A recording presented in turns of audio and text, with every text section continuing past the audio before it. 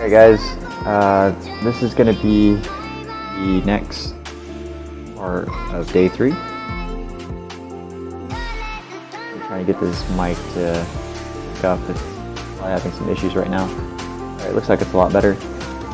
So basically what's happening today is I had position for eBay and I had position for AMD. I want to go ahead and talk about pretty much what was happening. Turn down this music a little bit. So pretty much AMD right over here. I just crossed the yellow line, crossing over that purple line on the 30-minute period. 1 minute period it hasn't quite touched yet. 15 minutes already crossed over. So basically focusing on this 30-minute period, it's pretty much getting pulled up to this gravitational line of 52.89. I actually bought into AMD calls a little early on Thursday. Wasn't expecting the bad news and the crash. Had I actually waited and bought here, I would have made about $200. I would have probably taken a day trade, $200 profit here. But overall, I'm so confident that AMD is going to get pulled back up to right around 54. And so that's where I had the original calls for. I won't make as much money as I was hoping on AMD, but I'm still confident I can still at least break even or make money. But the main thing is, if I can break even, I'll be happy, just because it'll free up some cash flow. As far as eBay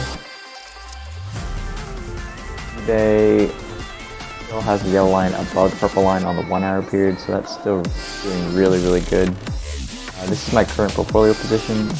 I'm recovering about $140 from today, which is okay. It's not great, it's still down, but that's just because I made the mistake on buying AMD a little bit early. eBay, I am definitely making money on it. I'm about $35 up on eBay. AMD is definitely taking a hit, but for sure, if I free up some cash flow, I'll be able to do a couple of day trades and get the money back. I'm not too worried about that. So what I'm most interested in right now, as far as this update, is the fact that the VIX is starting to cross over, going down on the 1 hour period. The 30-minute, it looks like it's about to touch. 15 minutes already touched and it's crossing over. It's going straight down. This is a good indication that the volatility in the market's going down. You can also see on the SPY, on the 30-minute chart, it looks like the yellow line just touched the purple line. It's about to ascend, going upwards, which means the market is going to go green. So another thing that we're going to look at is FinViz. Go ahead and refresh FinViz. As you can see, the market's starting to pick up. The Dow opened up a little bit low today. Nasdaq's a little higher. S&P is a little bit higher, but overall the market has a lot of uncertainty. I believe with my positions, the uncertainty is going in my favor, and I believe I'm going to hold these positions until at least Wednesday.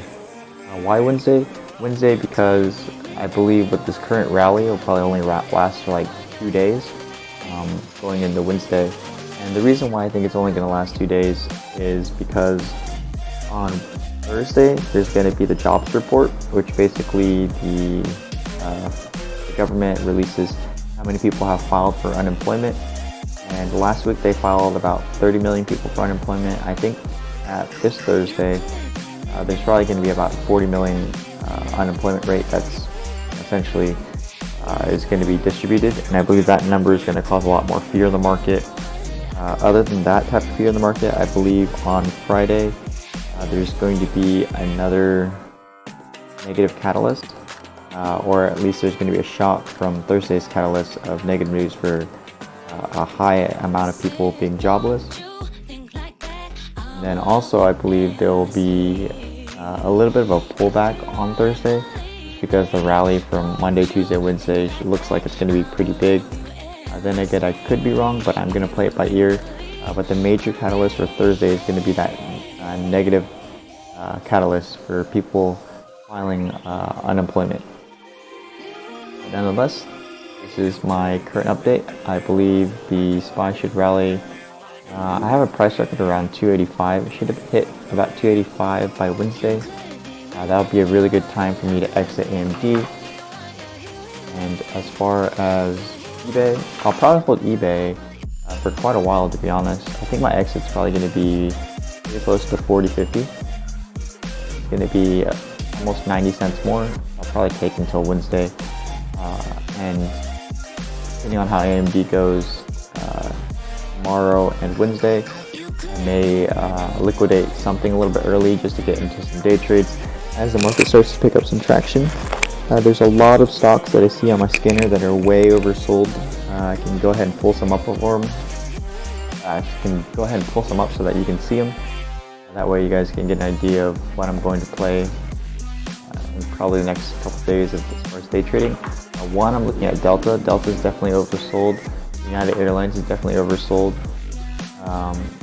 Northwest Airlines is definitely oversold. The banks are definitely oversold. Once they start going sideways a little bit, that's going to be a good indication that they will have a pretty nice recovery. Royal Caribbean is starting to make a recovery right here. If Royal Caribbean is making a recovery, I believe Carnival Cruise Lines is going to make a swifter recovery, just because it's pretty much acting like a penny stock right now. You're looking at the 1 year period, it used to be $50, so it's just way cheap right now. So as far as people looking at it being way cheap, they'll probably buy up quite a bit.